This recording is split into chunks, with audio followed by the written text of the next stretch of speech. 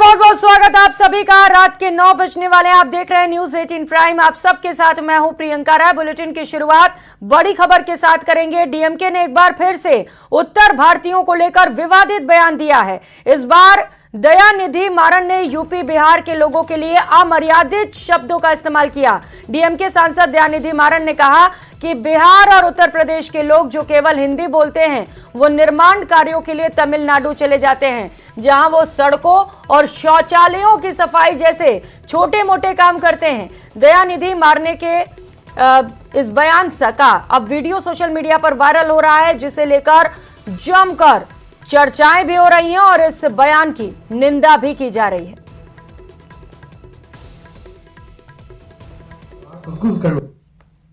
நல்ல இங்க ஆங்கிலம் தெரிந்த காரணம்லாம் நீங்க ஐடி கம்பெனியில் கை நிறைய சம்பளம் வாங்குறாங்க. இல்லாட்டி பாருங்க ஹிந்தின்னாங்களே உங்களுக்கு நல்லா தெரியும். இன்னைக்கு பில்டிங் கட்டுறது யாருங்க? இன்னைக்கு பாருங்க எல்லா வேலையும் வந்து யூபியில ஹிந்தி மட்டும் படிக்கிறவன் தான், பீகார்ல ஹிந்தி மட்டும் படிக்கிறவன் இங்க வந்து தமிழை கத்துக்கிட்டு இன்னைக்கு நம்ம வீடு கட்டி தரான், சாலையை பெருக்கிறான், கக்கூஸ் கழுவுறான். இதாங்க ஹிந்தி படிச்சாங்க। तो डीएमके सांसद दयानिधि मारन के बयान पर बिहार बीजेपी के अध्यक्ष सम्राट चौधरी ने निशाना साधा। उन्होंने कहा कि दयानिधि की मानसिक स्थिति खराब हो गई है, गठबंधन नेताओं को माफी मांगनी चाहिए। सुनिए। देखिए, दयानिधि मारन लगातार उनकी मानसिक स्थिति खराब हो गई। बिहारी एक अस्मिता है। बिहार ने इस देश का गोल्डन एरा दिया है, मगध हमारा, और मगध ने पूरे देश पर राज करके एक स्वर्णिम काल इस भारत को दिया है। इसको गाली देने वाले की मानसिक स्थिति खराब है। आज इंडी गठबंधन के लोगों को जवाब देना चाहिए, नहीं तो सार्वजनिक माफी मांगना चाहिए लालू जी और नीतीश जी को। तो वहीं डीएमके नेता टीकेएस एलोंगोवन दयानिधि मारन के बयान का बचाव करते दिखाई दिए। उन्होंने कहा कि अब सरकार पब्लिक सेक्टर में काम करने के लिए उत्तरी राज्यों से लोगों का चयन कर रही है। यूपी में तमिल के लोगों की भर्ती नहीं हो रही है। दरअसल बिहार और यूपी के लोगों को लगता है कि वो तमिलनाडु में सहज हैं। यूपी और अन्य जगहों की बनिबस तो वो तमिल में ज्यादा खुश हैं, यहां आकर काम करने के खिलाफ भी नहीं है। सुनिए। They are selecting people from the north to work in Chennai or in Tamil Nadu, which is not in practice. Let them have. There are PSUs in UP, PSUs in Bihar, and PSUs in various states where they are not recruiting Tamils. So they want Tamil youth to suffer. They don't want Tamil youth to develop. तो वहीं दयानिधि मारन के बयान पर जगत गुरु राम भद्राचार्य ने नाराजगी जाहिर की और सोच समझकर कोई भी बयान देने की हिदायत दी है। सुनिए। जबकि वो भी ये भी कार्य बहुत अच्छा है, फिर भी उसकी विनाशकाले विपरीत बुद्धि, मैं तो कुछ प्रश्न करूंगा। उस नेता को पूछते हैं कि भारत के प्रथम प्रधानमंत्री ने स्वतंत्रता के बाद प्रथम 15 अगस्त को किस भाषा में भाषण दिया था? हिंदी में तो दिया था, शपथ भी हिंदी में ली थी। उस व्यक्ति को समझना चाहिए, मूर्ख को, कि हिंदी, हिंदू, हिंदुस्तान, ये है भारत की पहचान। और खबरों में आगे बढ़ेंगे। जम्मू कश्मीर के बारामूला में रिटायर्ड एसएसपी पर आतंकियों के हमले के बाद पूरे इलाके में पुलिस और सुरक्षा बल का सर्च ऑपरेशन जारी है। आज सुबह आतंकियों ने बारामूला में जम्मू कश्मीर पुलिस के रिटायर्ड एसएसपी की गोली मारकर हत्या कर दी थी। आतंकियों का यह हमला उस वक्त हुआ जब रिटायर्ड एसएसपी मस्जिद में अजान दे रहे थे। बारामूला में किया गया आतंकियों का यह हमला पूरी तरह से प्लान था, यानी कि योजना बनाकर आतंकवादियों ने इस वारदात को अंजाम दिया। जैसा कि पूरी वारदात को देखने से लग रहा है और पूर्व एसएसपी के भाई भी यही बात कह रहे हैं, क्योंकि पूर्व पुलिस अधिकारी किस दिन मस्जिद जाते थे, कितने बजे आते थे, इसकी पूरी जानकारी लेने के बाद ही आतंकियों ने इस वारदात को अंजाम दिया। अब वारदात के बाद आतंकियों को इलाके से दबोचने के लिए पुलिस और सुरक्षा बल का सर्च ऑपरेशन जारी है।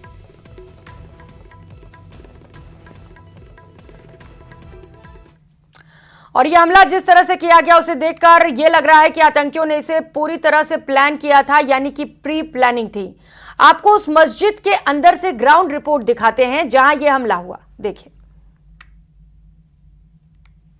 इस वक्त उसी स्पॉट पे हूं जहां पे ये हत्या कर दी गई है। ये आप देख सकते हैं, ये मस्जिद है और यहां पे बिल्कुल पैर रखे गए हैं, यहां जूतों के निशान हैं और ऊपर देख सकते हैं आप, यानी इस खिड़की से गोली मार दी गई है। ये जो खिड़की का कांच है ये टूट गया है। मैं अंदर आपको दिखाने की कोशिश करूंगा, मस्जिद के अंदर जाकर पूरा डिटेल पहले मैं आपको दिखाने की कोशिश करूंगा। ये आप देख सकते हैं, ये वो स्पॉट है और यहां पर ही ये हत्या कर दी गई है और यहां पे वो अजान दे रहे थे। अजान कहां पे स्पॉट है, यहां पे देते हैं अजान, ये आप देख सकते हैं, यहां पे वो अजान दे रहे थे और उसी वक्त जो है ये माइक्रोफोन लगा हुआ है। ये देख सकते हैं आप, ये माइक्रोफोन लगा हुआ है। नॉर्मली जब इस मस्जिद में आते हैं तो यहां पे माइक्रोफोन ऑन किया जाता है इस स्विच से और फिर जब ये माइक्रोफोन ऑन होता है तो यहां रह के, यानी कि यहां खड़ा रह के अजान दी जाती है। तो आप अंदाजा ये लगाइए, वो यहां पे खड़े थे और बाहर से जो आए हैं बंदूक बरदार और उन्होंने गोलियां लगाई हैं यहां से और ये कांच जो हैं ये सारे टूटे हैं। ये मैं यहां से फिर से विजय को कहूंगा कि वो यहां पे आए और ये देखिए, ये वो बिल्कुल सीढ़ी है जिस पे अजान दी जाती है। हम उसी मस्जिद में हैं जहां पे रिटायर्ड एसएसपी की हत्या कर दी गई। वो जब यहां पे पहुंचे, उसका मतलब कि यहां खड़े थे वो, यहां खड़े थे वो और ये माइक्रोफोन है जहां से आवाज माइक पे बाहर जाती है। तो ये स्विच जो है ये ऑन किया जाता है और ये आप देखिए यहां पे कांच, मैं विजय को कहूं यहां से बाहर से दिखाएं, बाहर का हाल पूरा आप देख सकते हैं। जो हमारे साथ दर्शक जुड़े हुए हैं इर्द गिर्द, ये मस्जिद के अंदर से हम दर्शकों को दिखा रहे हैं कि बाहर का जो हाल है। और यहां वो खिड़की पे चढ़ा है जिसने, ये जो बंदूक बरदार था वो खिड़की पे चढ़ा है और उसके बाद यहां से गोलियां मारी हैं और ये पूरे कांच यहां पे टूटे हुए हैं। एक्सक्लूसिव विजुअल्स जो हैं हमारे दर्शकों तक पहुंच रहे हैं सिर्फ और सिर्फ न्यूज 18 इंडिया पर।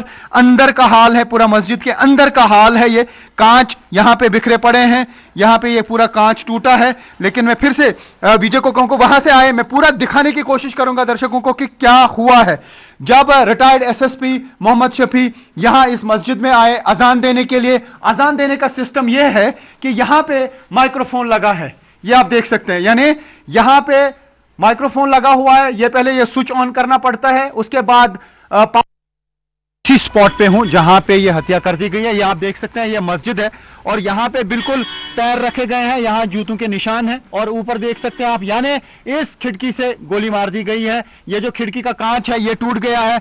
मैं अंदर आपको दिखाने की कोशिश करूंगा, मस्जिद के अंदर जाकर पूरा डिटेल पहले मैं आपको दिखाने की कोशिश करूंगा। ये आप देख सकते हैं, ये वो स्पॉट है और इस आतंकी हमले के दौरान मस्जिद में मौजूद चश्मदीदों ने क्या देखा, कैसी हुई ये पूरी आतंकी वारदात, आपको चश्मदीदों की जुबानी दिखाते हैं। आप हमें ये बताइए, यहीं पे आजान दी जाती है, किस तरीके से आजान, क्योंकि यहाँ पे लोग हैं, थोड़ा सा मैं जानना चाहूंगा। ये बैटरी का सेटअप है पूरा आजान देने के लिए, क्योंकि ये ऊपर ही है। आप बताइए कि यहाँ पे ये रोज आते थे, कब आते थे? ये 5 वक्त नमाजी था। हाँ। और ये 5 वक्त नमाज अजान दे रहा था। जी जी। इस वक्त भी उसने सवेरे अजान दी थी। जो ही उसने अशहदु अल्ला इलाहा इल्लल्लाह पढ़ा, पीछे से इसको फायर किया गया था। ये बहुत ही नेक और अच्छे इंसान थे, बहुत ही शरीफ नफस इंसान थे, किसी का बुरा नहीं करने वाला इंसान थे, सबके साथ अच्छा ही सलूक करने वाला इंसान थे। तो कितना दुख है आपको? मुझे बेहद दुख है, क्योंकि मुझे लगता है इसकी नेकी इसकी बदी बन गई। नेक आदमी थे। आप बताइए कितना दुख है आपको? बहुत नेक आदमी है। 5 टाइम नमाज पढ़ गए। ये बिल्कुल असल बड़ मोमिन इंसान। तो कह रहे हैं कि बहुत ही नेक शख्स थे, लेकिन इनकी जो हत्या कर दी गई, लोगों को काफी इस पे रोष भी है, दुख भी है। लेकिन फिर से मैं दिखाना चाहूंगा, यही वो स्पॉट है जहां पे उनकी हत्या कर दी गई है। तो जम्मू कश्मीर के सांबा सेक्टर में सुरक्षा बल ने विस्फोटक को नष्ट कर एक बड़े आतंकी हमले को नाकाम कर दिया। सांबा सेक्टर में सर्च ऑपरेशन के दौरान भारत पाकिस्तान सीमा के पास एक बम मिला था, जिसकी जानकारी मिलने पर बीएसएफ के जवानों के साथ बम निरोधक दस्ता वहां पहुंचा और उसे नष्ट किया गया।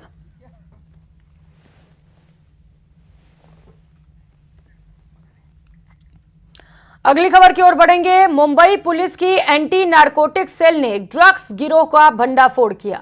पुलिस ने छापेमारी कर 1 करोड़ रुपए के ड्रग्स भी बरामद किए। साथ ही पुलिस ने 3 आरोपियों को भी गिरफ्तार किया है, जिसमें से मुख्य आरोपी जम्मू कश्मीर के अनंतनाग जिले का रहने वाला है। पुलिस के मुताबिक ये ड्रग्स अफगानिस्तान से लाया गया था और नए साल पर खपाने की तैयारी थी, लेकिन उससे पहले ही पुलिस की एंटी नारकोटिक्स सेल ने आरोपियों को गिरफ्तार कर लिया।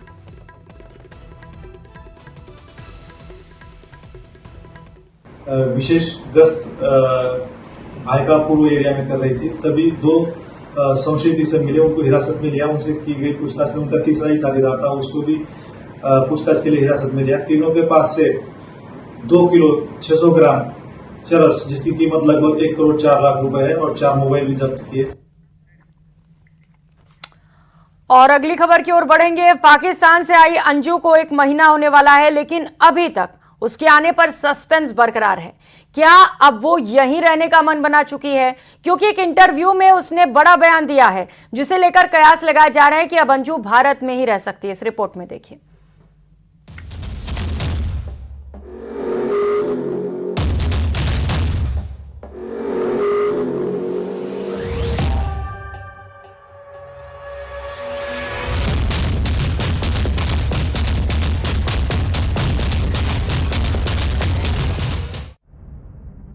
अंजू की कहानी में ट्विस्ट और सस्पेंस की भरमार है। पहले वो पाकिस्तान गई, अपने प्रेमी से निकाह किया, फिर नाम भी फातिमा कर लिया, फिर उसका वीजा कुछ समय के लिए बढ़ा।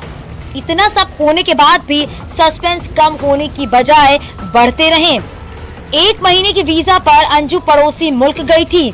उसके बाद कई दिनों से भारत आने को लेकर बयान देती रही,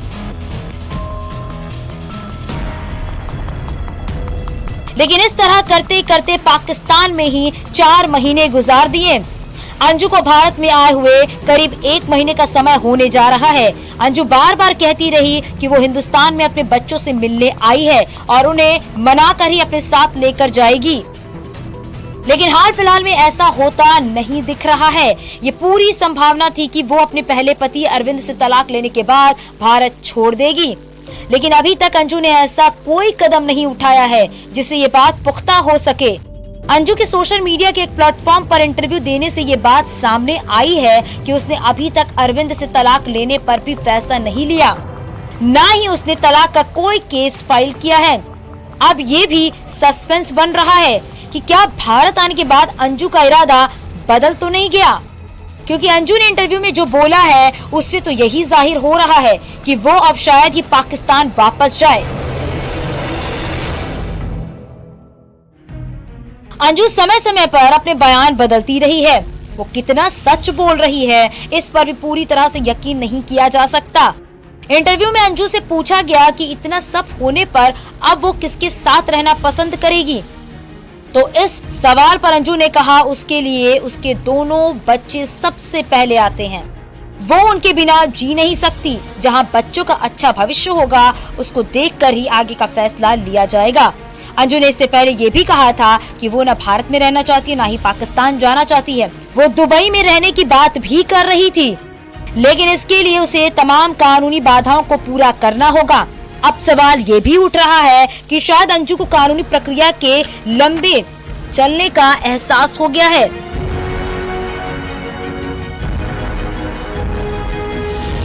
वो जितना आसान समझ रही थी चीजें उतनी आसान दिखाई नहीं दे रही। तो क्या अब अंजू ने इन सभी बातों को ध्यान में रखते हुए भारत में ही रहने का मन बना लिया है? इंटरव्यू के दौरान अंजू से उसके नाम के बारे में पूछा गया। अंजू नाम अच्छा है या फातिमा? इस पर अंजू का बयान था कि वो भारत में पैदा हुई है और उसे अंजू नाम ही पसंद है। उसने तो ये भी कहा कि वो स्थायी रूप से पाकिस्तान रहने नहीं गई थी। उसे सीमा हैदर के बारे में भी सवाल किया गया। ये पूछा गया कि सीमा तो अपने बच्चों को अपने साथ भारत लेकर आई। अंजू से उसके बच्चों को पाकिस्तान ले जाने के बारे में पूछा गया। बच्चों को इसलिए नहीं ले गई क्योंकि मुझे पाकिस्तान रहना ही नहीं था। अंजू अगर भारत में ही रहती तो उसे सबसे पहले अपने घर वालों को मनाना पड़ेगा, क्योंकि उसके घर वाले उसके पाकिस्तान जाने से बहुत नाराज हैं। अंजू पाकिस्तान से भारत लौटी तो उसके घर वालों ने उससे कन्नी काट ली। अंजू बता रही है कि वो अभी तक अपनी बेटी से मिली है और उसके अलावा वो अपने घर वालों में किसी दूसरे सदस्य से नहीं मिली। अभी तक किसी ने भी उससे मिलने की इच्छा भी जाहिर नहीं की। अंजू के माता पिता और रिश्तेदारों ने भी मुंह मोड़ लिया। उसके ग्वालियर वाले घर में भी गांव वालों ने पहरा लगा दिया, अगर अंजू आए तो उसको गांव में आने से ही रोक लिया जाए। अंजू और उसके पति अरविंद में विश्वास की खाई लंबी होती जा रही थी, लेकिन कहा यह जा रहा है अब दोनों के बीच बातचीत हो रही है, क्योंकि पिछले दिनों उसके पहले पति अरविंद के तेवरों में भी नरमी देखी थी। अरविंद ने ये भी कहा कि दोनों के रिश्तों में आगे क्या होगा ये बच्चों पर निर्भर करता है, बच्चे जो चाहेंगे वही होगा, जिससे ये कयास भी लगाए जा रहे हैं कि अंजू अब भारत में ही रहेगी, लेकिन आगे क्या होगा इस पर भी सस्पेंस बरकरार है। Bureau report, news 18। और क्रिसमस के बाद नया साल बेहद ही नजदीक आ गया है। ऐसे में न्यू ईयर सेलिब्रेशन के लिए लोगों ने पहाड़ों की तरफ रुख करना शुरू कर दिया है, लेकिन हिमाचल प्रदेश में सैलानियों के जश्न में बाधा आती हुई दिख रही है। मनाली गए सैलानी ट्रैफिक जाम में फंस गए। इस रिपोर्ट में देखिए।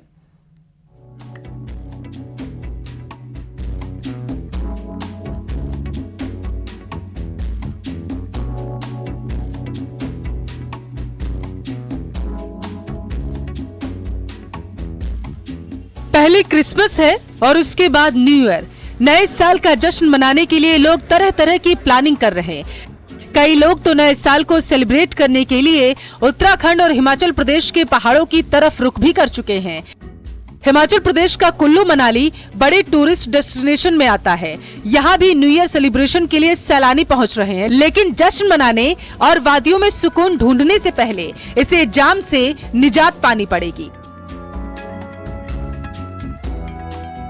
अगर आप भी अपने परिवार के साथ मनाली जाने की तैयारी में हैं, तो जरा ये तस्वीरें देखिए। मनाली में बर्फ पड़ रही है, जिसका लुत्फ उठाने के लिए लोग मनाली आ रहे हैं। बर्फबारी के चलते अटल टनल भी अगले कुछ दिनों में बंद हो जाएगा, क्योंकि अटल टनल के दोनों छोर पर बर्फबारी हो रही है। ऐसे में लोग बर्फ से ढके पहाड़ों के तो वहीं IIT खड़गपुर ने BAPS विद्वान महामहोपाध्याय भद्रेश दास स्वामी जी को डॉक्टर ऑफ साइंस की अपनी सर्वोच्च मानद उपाधि दी है।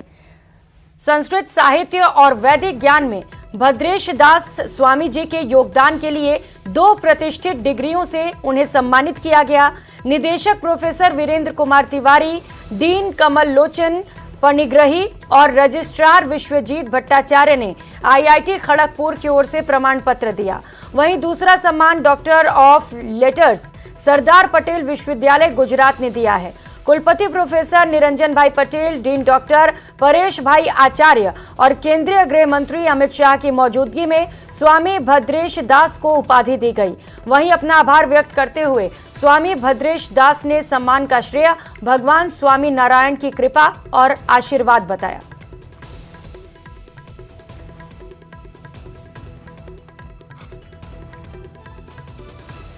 ये सम्मान भगवान स्वामी नारायण का है। इसका कारण है कि उन्होंने ही वैदिक सनातन अक्षर पुरुषोत्तम दर्शन, जो उनका मूलभूत सिद्धांत था, उनका हृदयगत अभिप्राय था, उसको प्रकट किया अपने उपदेशों में, वचनामृत में। यदि उन्होंने इस दर्शन को उपदिष्ट ही नहीं किया होता तो हम क्या कार्य कर सकते थे। यह सम्मान प्रमुख स्वामी जी का है। यह सम्मान हमारे प्रगट गुरु हरि महंत स्वामी जी महाराज जो यहाँ पर उपस्थित है, प्रमुख स्वामी जी एक बात करते थे कि सम्मान को सम्मान मत समझो, सम्मान जिम्मेदारी होती है।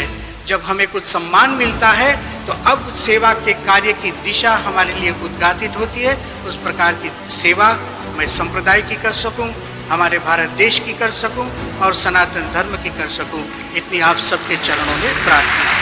मैं ये बता सकता हूँ कि जब हमने भद्रेश स्वामी जी का बायोडाटा सीनेट में पढ़ा तो सब लोगों ने कह दिया कि ज़्यादा मत पढ़िए, पहले दे दीजिए इनको डिग्री।